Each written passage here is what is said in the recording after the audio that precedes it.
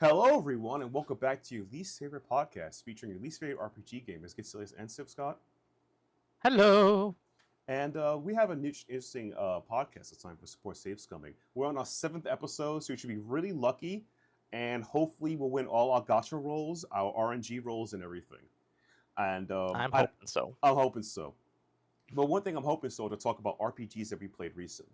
And RPGs I've been playing recently, check out the stream on youtube.com/the and get silly and switch to Getselious. I'm playing a lot of Final Fantasy 14 because I want those mogul tomos because they have a coffee earring, which is my life. I want that. And I decided to give myself a challenge and try a new class I've never played before, Machinist. And I actually like the class. It's really fun. The class needs helps in different ways of how it gains energy, and I think the fantasy of it. I think it's about the fantasy aspect of it. I think it should be, in my opinion, a big BFG, big effing gun class.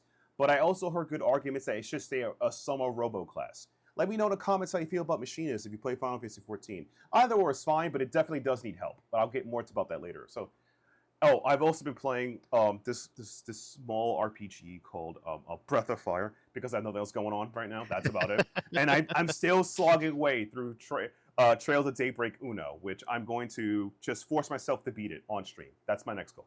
Future.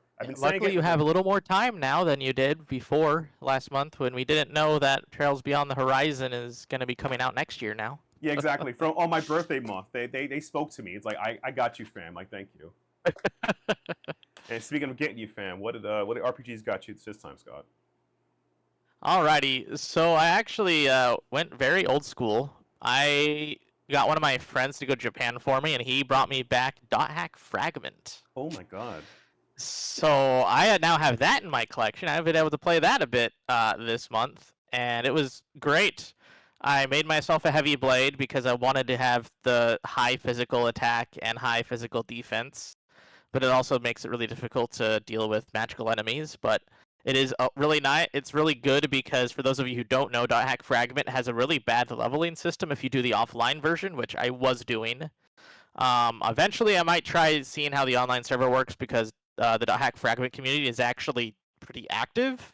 It's not big, but it's active, which is very important to say when it comes to an online community.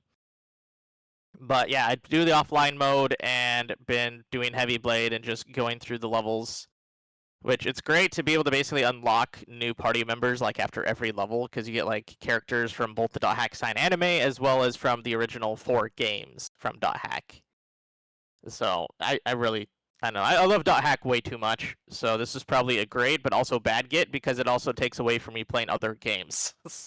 To be fair, we haven't had a Dot Hack in about 2 decades, so take anything you can get right now, okay? Yeah, seriously. The only thing that we've gotten since is like the remaster of the GU series, which was great, by the way. Yeah. But again, it's just like a remaster with an added entry. We also need a remaster though of the original Dot Hack, but that's just me saying it. Yeah, I'm sure no one else cares about this at all. No one does. Yeah, you're the only Dot Hack fan. That's it. Yeah, and I also forgot.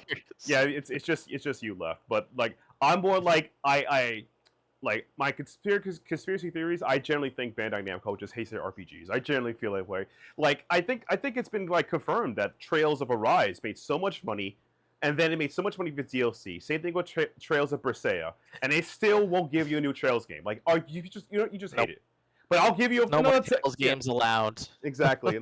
Yeah. So basically, and I also forgot. I've also played Forges the Fae, which is also the full demo located on the YouTube page. That was fun too, and that's what got me to try to play Breath of Fire because I just really kind of missed that design style of RPG. Sprite style, yeah. That vertical that vertical style of combat. I missed that. Yeah. So. Yeah, it's great. Yeah. Yeah. The other game that I've been playing is more new. It is the action RPG Eden's Zero. So for those of you who don't know, it is done by the creator of Fairy Tail. Yes. And Konami decided to make that series its own game. And the weird thing is, like, the story is super fast, but they added a lot of extra stuff because they had, like, an open world area of, like, where you can be in Blue Planet. And I've been spending a lot of time just doing that because once you do, like, story chapters, which are, again, very quick and very precise, and they're very linear paths, You then get the open world segments that have a bunch of just like things you can do of like defeating enemies, doing fishing, using your bike to race people. Like there's just so much you can do in this for side quests and stuff, and you unlock like outfits, which there's a lot of outfits in this game, like a ton. Yeah. It's honestly really fun, but it's also one of those games where it's just like this feels a little outdated because like it's an action RPG, but it feels more like a beat 'em up in the way that they have it situated, where like it's like one single ground combo kind of a thing that you can kind of somewhat mix up. It's not nearly as like in depth as like an East game or anything, No, but no, it no. feels like a mix between like a beat 'em up and an action RPG, which is just kind of it fits extremely well, but it also feels like I don't know. It just feels like it's not as precise as it should be. Yeah, yeah. I mean, I feel like that's kind of like there's so many yeah. It's like an ARPG from the past, and I understand that. And Yeah. it just to let you know, it's the guy who made Heretic is Hiro Mashima. I'll say Mashima. This is his third series. Okay, the second one is Fairy Tail, and the first one is Rave Master. Rave Master's peak. I didn't like Fairy Tail, but I haven't seen Eden Zero. Okay, I'm saying this as the old man. He only likes he doesn't like Fairy Tail. Look, man, if you've seen and read Rave Master, you know why. Okay, you know why. Yeah, it's fun because so well, I guess if you know about like certain One Piece tropes, Eden Zero does that in spades. Oh my Especially god. with how like One Piece, you have Luffy who goes to like everyone he meets and asks if they can be part of the crew. That's kind of cheeky. Oh He just jeez. wants everyone to be his friend, so he goes to literally everybody. He's like, "Hey, do you want to be friends with me?" And that's literally a mechanic in the game too. Like when you go to the open world, you can actually get people to be on your ship to do stuff for you if you ask them to be your friends. But they also have to like you. It's just Fantastic. kind of funny because that's like That's. his whole deal is just I want friends. I mean, he was stuck on a like this plot. He was stuck on a ship and so he's been loaded on a spaceship robots for like 10+ years, 20 years. Yeah. So you Yeah, know. he grew up on a planet that was apparently just robots. Yep. So you know, that's his dream.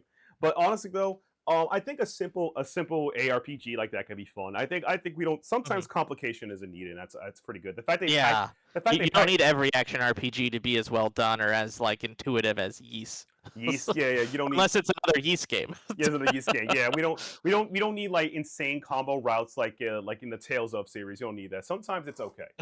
It's okay. Yeah. We will be all right. And speaking of things that's going to be all right, potentially our first topic of the day is that apparently Dragon Quest VII making a potential remake.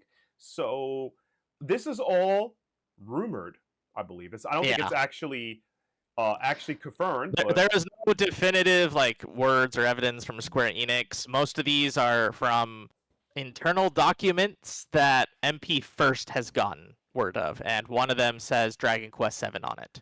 yeah. And I feel like one of the things that when people have opinions and sometimes opinions are wrong, that makes you wrong.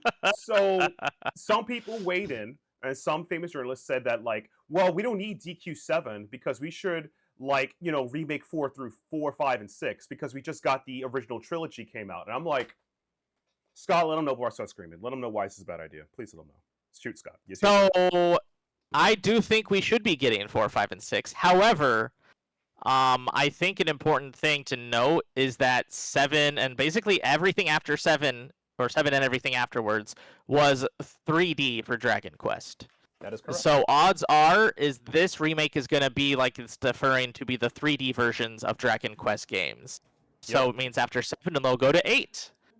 And so I'm guessing that yes, 4, 5, and 6 are on the docket, but I think the team that's going to be doing 3, 4, 5, and 6 is the team that did 1, 2, and 3. So while they're doing these like concurrently, is my guess, is that if they're gonna have the HD 2D remake team as well as the 3D remake team, which by the way, those are two completely different ways to make games, and they're two completely different engines that are running. So you want to have two different teams that have those expertise on it. Exactly, yeah, and that's kind of the point. Like to me, it's like my favorite Dragon Quest of all time is 3, 5, 9. Yep. Now, Yep. 9 and 3 are very similar to each other, so I like it. And it's like, yeah, 5 is Heavenly's Bride, great storyline. It literally makes you play living an entire life. It's a great game. Now, yeah, it's a whole generation. It's a whole generation. Yeah, exactly. And I think 4, 5, and 6 are great games, They just took a gamble remaking 1 and 2, and we don't know what the I think they were selling on pre-order, so we don't know the pre-order numbers. We don't know how well the pre-orders did, so we could justify it. But the fact they are taking risk to make the lesser-known DQ games out there, which is a good idea because let's be honest, if we just keep making the best games, the other games will never get noticed, and we'll be stuck in a never-ending rut. A rut of just the same 10 games over and over and over and over and over. That's not good for RPG fans. That's not good for developers. That's not good for anybody. I think that a diversity of DQ games are good because all DQ games, and I mean politely, I played all of them, none of them are below an 8. That is a hard, like, I mean this unironically. Even the ones that I consider a little more generic, like DQ6, a little more generic, still an 8 because its polish is that good. Sometimes that's all you need. So, maybe people, and also make people try DQ7 and try the other DQ games because DQ is just, it's a consistent, solid franchise of RPGs. Yeah, Dragon Quest is basically doing everything that people want Final Fantasy to do, but the West doesn't care. No, they don't, and they don't play, and it's like, and it's so upsetting because it's like I can't believe it. It's like, guys, play other games. And speaking of Final Fantasy, this is the second topic we spin into. So apparently, my goat, my streamer, my producer, my game maker guy, my waifu who sells me, freaking clothes on the Mog Station, Yoshi P, aka Noika Yoshida. I'm not even calling him by his real name. His name is Yoshi P for life. He recently came out. A lot of us just call him Yoshi P. Let's be honest. Yeah, no one goes like, even though you'll see his name or head producer in other games, whatever. Like, it's Yoshi P. We know who you are, man. Yeah.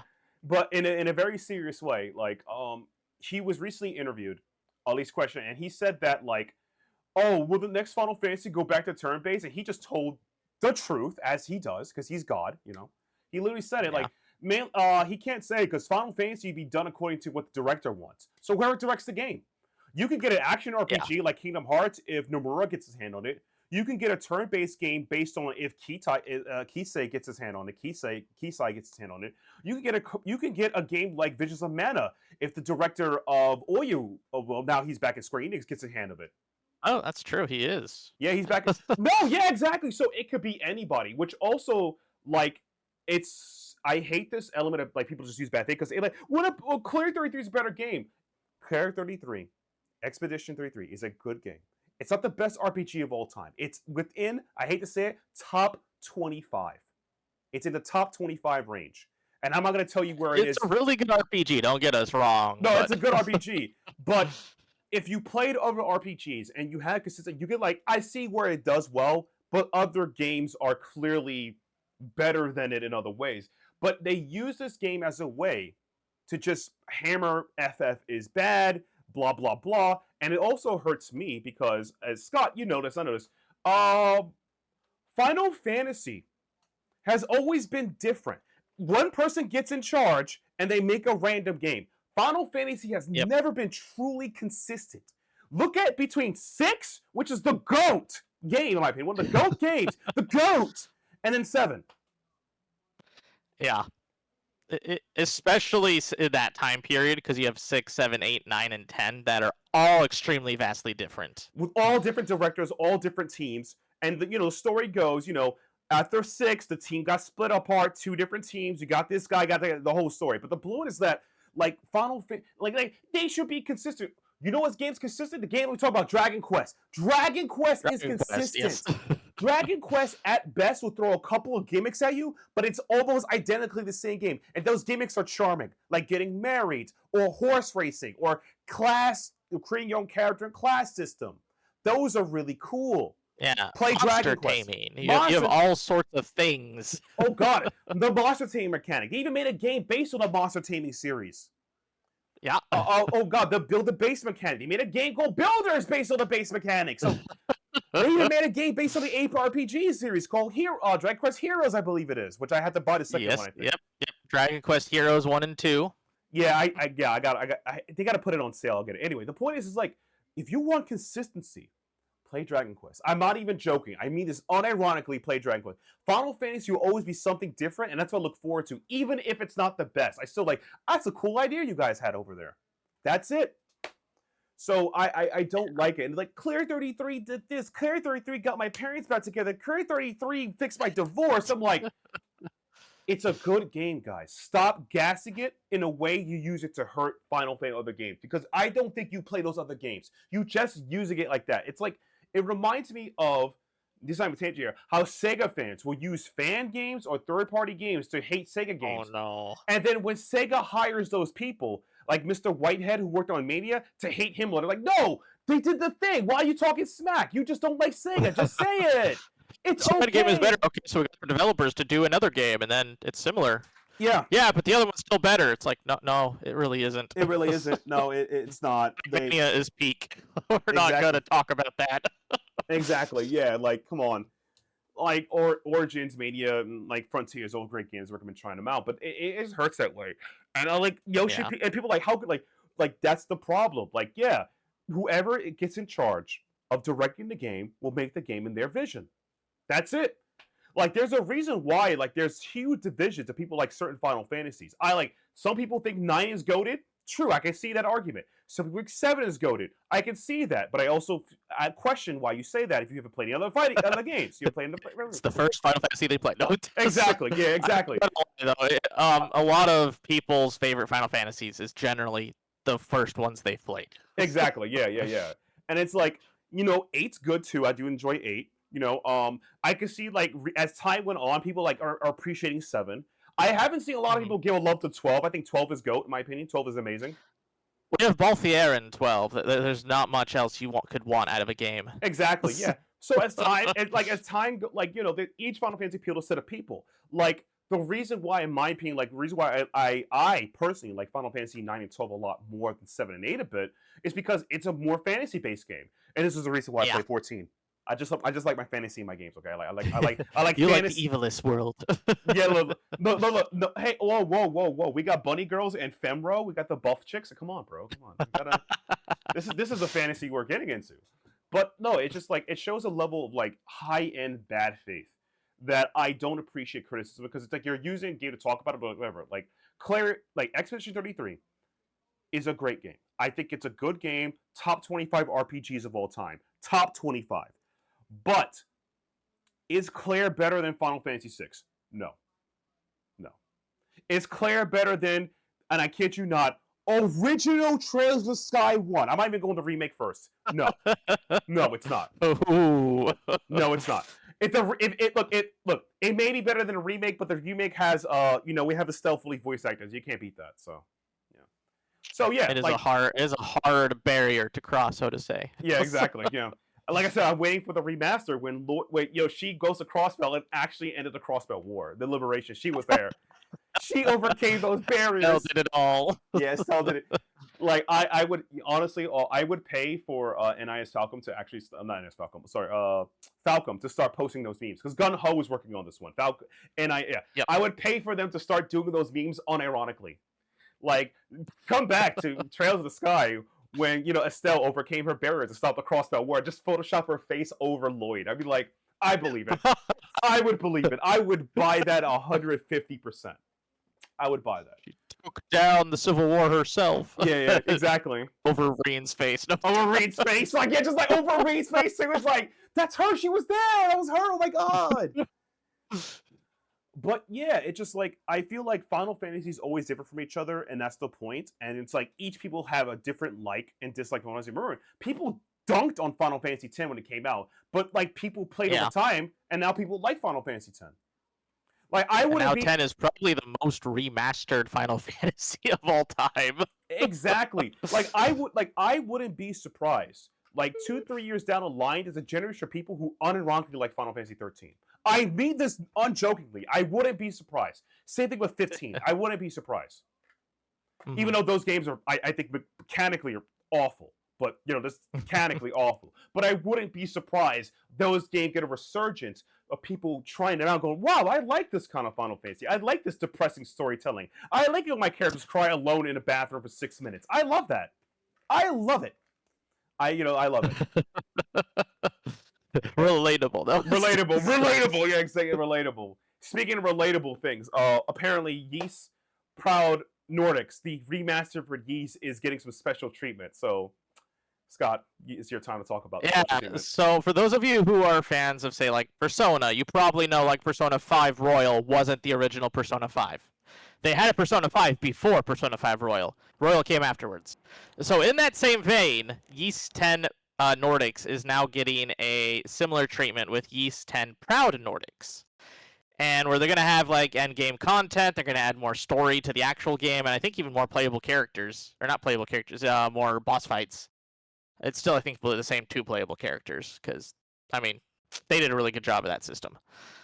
But the interesting thing to know is when you look at, like, Ys 10 Nordics, the base, I guess, configuration of the actual game is geared towards a Nintendo Switch. Why, you may ask? Because Nihon Falcom has the Nintendo Switch now as kind of like their base of what they want to put their games on. You notice that with, like, Trails Through Daybreak, and we'll probably have the same notice when it comes to Trails Beyond the Horizon, is it's also going to be geared towards the Nintendo Switch. But because Nintendo Switch 2 is a bit more of a powerhouse than Nintendo Switch 1 it was, because, you know, Nintendo Switch 1 was kind of a bare bones handheld if you compare it to, like, anything else. Now, they're going to be focusing their game to be more in line with 120 frames per second. Yeah, that's which is a great deal. thing to have. Yeah, that's kind of the whole point. It's really good on that front, right? And the thing that, like, to me is, like, I wonder if any other additional content that comes out for Proud Nordics will, like, get it for free for owning Ys Nordics. One of the things I love about Ys Nordics, it's a great game. Multiplayer is fantastic. I need to, unironically, Scott, I need you to, like, sacrifice your family for like 2.5 months so we can play the entirety of it. I already got chapter 3. Look, my demo let me let me save my content to chapter 3, and I'm good with that. Now, I mean this unironically, that I also, one of the things I love about Ys games, and all of them, you can actually map the buttons to what you want and how you want it. So if you're not a fan of Switch controls, you can map it any way you want. That is the best part of this game. I mean this unironically. So it's like, if you think the controls aren't good for the Switch 2, go to options, map every button you want, and be okay. That's it. You can't map your dash button and your tag button to the same button per se. I'm not saying you shouldn't do it, but you can. You can. It is not something recommended. Yeah, exactly. I'm looking forward to seeing, like, how the Nintendo Switch 2 actually looks and play the game compared to my PC. Just because I'm rocking the AMD parts. Shout out to Keith for recommending me AMD parts, because they're cheaper than NVIDIA, and NVIDIA is overpriced and gassed. NVIDIA is very overpriced. It's gassed, man. It's just gassed. I can't recommend it. But the thing is that, like, to talk about this is, like, people, like, you could think about it as a shift away of how Japanese games are done, where Japanese games focus more on the Japanese market, like Nintendo, or back in the 90s, like, focusing on arcade or their home consoles, than over here. Now, you might think that's crazy, but it used to be that way for a long time. My personal opinion is that perhaps simultaneous release is a better idea, but the only reason why one console or one platform get over the other is mostly due to porting issues, graphical changes, etc., or my personal favorite, contracts. Yeah, contracts do happen. I think it's also, I hope that this means that, like, we'll get games that'll be a little more powerful, that will actually be on, like, computers and consoles when they do come. Because if you notice, like, in, say, marketing and sales, say Dragon Quest 3, the remake, it came out and it sold 1 million itself on Nintendo Switch in Japan. So it sold much more on the Nintendo console than anything other platform. So that's one of the reasons why they always geared towards the one that will have the most sales, because that's what most of the fans are going to be playing it on. Correct. In Japan. So, in Japan. So one thing to notice, a lot of Japanese developers geared towards Japan because that is where they have the best information. They usually rely on their publishers to do everything else. So they work more towards the market they know best. Exactly. And so that's why they market towards Japan. And that's one reason why a lot of people, people in the West, will get like games from Japan and realize, well, why isn't it as good as this, or why do I not like it? It's because you just don't like Japanese games. That's as a joke. That's not even far less 100% true. But yeah, it's like also too. It's like, like like people don't notice Final Fantasy is kind of big over here, but in Japan it's not the greatest RPG. Like it's Dragon Quest. Dragon Quest. Dragon Quest. Like I'll give you a small tidbit. You may not know this. One of the greatest wrestlers of all time, Mitsuharu Misawa, was a huge DQ fan. He actually brought his PlayStation 1 everywhere to play Dragon Quest V. That's all I gotta say. Peak. I respect that man. Rest in peace. I want to talk about his life, but like that's how dedicated he was. People were like that. DQ was that special to them. So it's like you have to understand the reason why Final Fantasy takes so many risks compared to be different from other people, because they're competing with the home base in Japan. You think jokingly, you think Final Fantasy can make a Dragon Quest game? Are you out of your mind? They will be stern. They will be taken over the coals. Like, you copied my childhood. You deserve dishonor and death. And then and you would see like Yoshi P pull out a blade versus Hoji-san in his late 80s pulling a blade. He was like, "You would challenge me one last time, old man. I have the high ground." Like that would happen. I'm not joking. Yeah. Like, it's crazy. But no, I'm looking forward to seeing how Yeast X Proud Nordics look on the Switch 2. I'm also hoping for those who own Yeast X get these updates for free. I don't feel comfortable paying for it. I think that would be hurtful for that, because I love the Yeast series, and I think, and I've been saying months, like in earlier podcasts and before, even in general, Yeast Nordics is the best Yeast game, period. It's up there, like Yeast Nordics and then Origins. And then everybody else. I'm not even joking. Those are my top two, and then everybody else. Everybody else, you can have a conversation between. You can argue Lana, you can argue Celestial. Hell, you can even argue Nox. I think Nox has good writing, but the gameplay is a bit boring. Nox has good writing. Gameplay, they focused way too much on the party members in Nox, so it made it a little less fun for being Adel. Yeah, I think, like I said, the writing is top notch. The gameplay is a bit stagnant, but I understand why they went that direction. But it's cool. But it's like, but it's like you could argue in between. But you don't acknowledge that X is GOAT and then Origins is there with it, or like at least near GOAT. Like I think we're having fighting problems. But in a very in a very unironic sense, like I just hope the content's free and that's about it. Those are my takes of it. But man, it's some good times though. Good times. Yeah, and with that, I really love these. We really love Yeast. Yeah, Yeast is up there. I mean, up there. I just can't wait till they make a 4-party Yeast game. That'd be great. I mean, we got a Yeast fight. Yeah, exactly. Yeah, 4-player, 3 at a time Yeast. But yeah. Oh, jeez. Yeah, and before we get to the next thing, I just want you guys to know that we appreciate each and every one of you, and be sure to subscribe to the channel, hit the bell so we know for next time, and be sure to follow me on Twitter and Blue Sky Getselious, and Getselious Sithscott on Twitter and Blue Sky, and follow the Outerhaven on Blue Sky and Twitter. And before that, we'll start our next topic of talking about games we recommend this month. So look forward to that. All right, let's start that next topic and let's get into those recommendations. Hoorah. Hoorah indeed. And the first game recommended for the month of July is, oh my god, it's a roguelike RPG! Oh my god! Oh my god, Getselious? How to get there? No, I am recommending He Is Coming. He Is Coming is an auto-battler roguelike. It's a really great game. It combines elements of, like, I would say, like, things you like about games like Sheeran and auto-battlers, but also has roguelikes, and it has an asynchronous multiplayer system, so you can play with people at any time, so you don't want to be linked up together. Like I said, think of a game of, like, Super Auto Pets. In Super Auto Pets, your data is saved on the server when you make a team. So you don't have to be online to fight people, just fighting other people enemy teams or robots. So you don't really feel like a pressure of like, oh no, Scott just beat me and he's online. Scott's probably like doing his gotcha pulls and he's unaware that his team beat you and he doesn't care. So think of it that way. Yep. It has a single player format. It's multiplayer. This game is fun. He Is Coming is great. I highly recommend it. It's up there. And I think it's probably going to take over my life. And I'm lucky that I haven't streamed it yet, because if I did stream this, prepare for 6-hour streams of me just resetting my RNG so I get one sword. You just would never stop streaming. No, I'll never stop streaming. I'll just like there'll be like entire sections of me doing you know those streamers that said just sleeping sleep sections. That'll just be me. That'll You'd be have a me. Yeah, 3-minute power nap in order to get to the next section. exactly. Oh my god. And speaking of power naps, things to get into, the next game I think we're going to recommend. Scott's also on this too. Is the Great Villainous Strategy of Lily. Now this is a very funny, very interesting strategy RPG. Apparently, Yeah.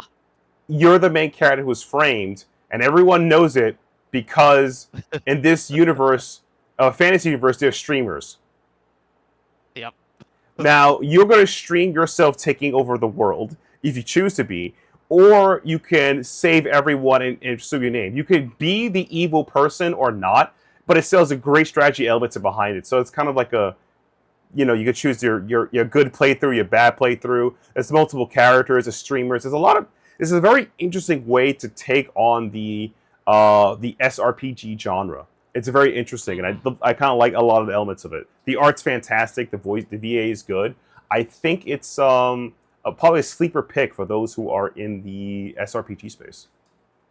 Yeah, I'm really excited for this just because of the premise itself and using like social media and helping use that to like sow discord into the ranks of the other enemy of just like, oh, I can make a video and just spat all this crap that they can't prove. Exactly, you said rumors. Really fun concept that I actually surprised it took us this long to get to this kind of a game idea.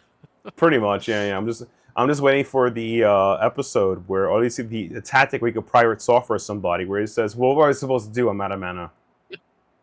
What was I supposed to do?"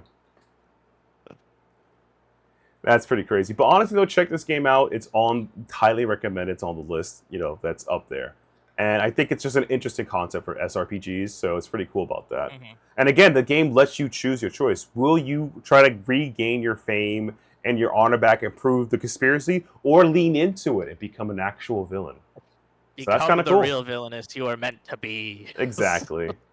And it's a game that Scott talked about openly a lot, and a game that I'm probably interested as well. Eden Zero. Scott has done. Eden Zero is made by So if you're a fan of like Fairy Tail, I mean, you've probably heard of it at least, so you know if you're a fan or not. The author of that made a other manga that was called Eden's Zero. You can definitely tell because the artwork is very similar between both of those. I mean, the sad part is if you go back further, it's the same. It's almost similar to the same art as Brave Master. Because he also made that too.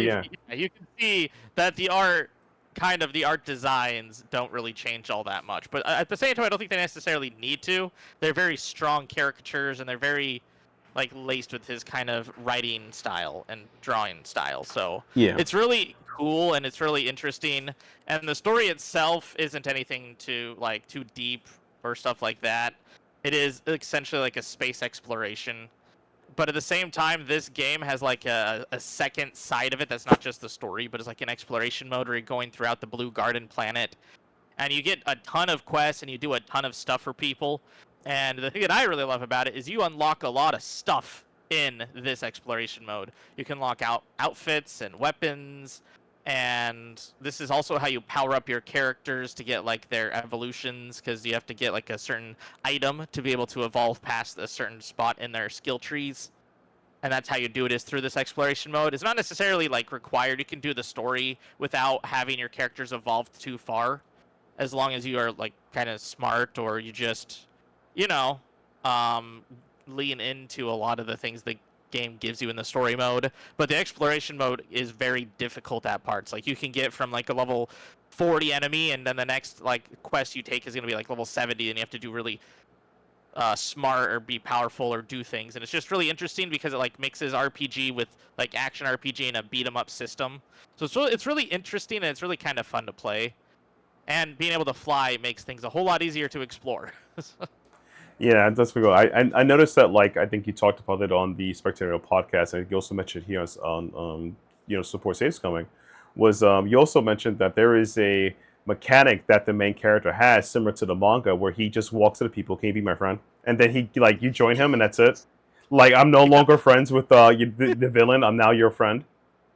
You literally, some of like the enemies in the game will just be in like the blue garden planet in the exploration mode, and you can just have Shiki go up to them and be like, "Hey, you want to be friends now that I beat the crap out of you?" And they'll be like, either yes or nah, come out later. That's like, that does help the series though. It helps out, but I kind of like that. If you've read the manga and you've seen the series, that is actually in character for him. So like that's kind of why that Yeah, it happens. Yeah. absolutely is. Shiki is fun.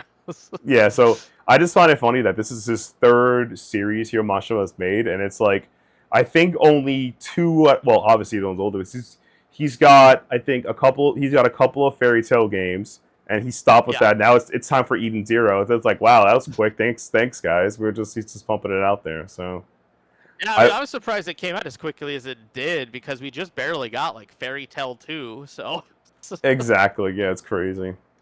And speaking of games within like multiple universes, Scott's I think has a recommendation for another one. I think it's Mado, Monotagari, Ifia, and the Valley Girl. Is it yeah. Mado Monogatari, Fia and the Wondrous Academy. Wondrous Academy? So There you go. Yeah. it's a long name for a game, but it's also it's a series that is really like old. It was like done on like super old like PC 88 for those of you who I don't know of the 88 years or know that 1988 was a year that there was PC models and like game consoles you could play games on. This is where that initial series came from, was like during that old time period, and Oh we wow. got Mado Monogatari, and that also is what like influenced another big popular series that is that's still running thanks to Sega, which is the Puyo Puyo games, like Puyo Puyo Tetris that just came out on Switch too. That's yeah. So it's really fun to see this finally come out. It hasn't really been a thing since I think like 2013. No. So it's been a while since a game actually came out for this series that wasn't a Puyo Puyo game. And this is the very first one we actually got in English. All the other ones never came over here. They're all like in Japan the whole time. But a lot of like this game is its comedy and its charm and its personality. And it does an interesting element of having its own active turn-based system, where you have like a little timeline that goes from like the right side to the left side of the screen, and then you can actually do combat or action once it gets to the left side. So you can move at any time, and the enemies can move at any time, and then based on where they are, will determine who they attack, basically. So it's kind Oh of like yeah. just interesting combat style. Kind of reminds me of like some of the alternative RTS games that came out during the time period. Like I would say Yeah. the first Tactics. Oh, I said a Tactics Ogre. Yes, that was a Black Queen. Yeah. You always have to have one of those counters in there. Yeah, it's got it. Ding, it's up there. But no, it kind of reminds me of some of those early like RTS battle like 64, or like it was like it's technically you can fight. You have a chance to fight. You have to set it up, and then once the timer's gone, this is when everything happens. It's a cool idea. Yeah. So The, I think it's really fun, but yeah, the comedy is absolutely the best part of this game. Like it actually is really funny. as long as Van Arctide doesn't get beat up again or bullied because he's old, that'd be great. Van Cartwright's fine getting beat up again. It's the car that he's not fine with getting beat up again. Yeah, his quote unquote baby, quote unquote.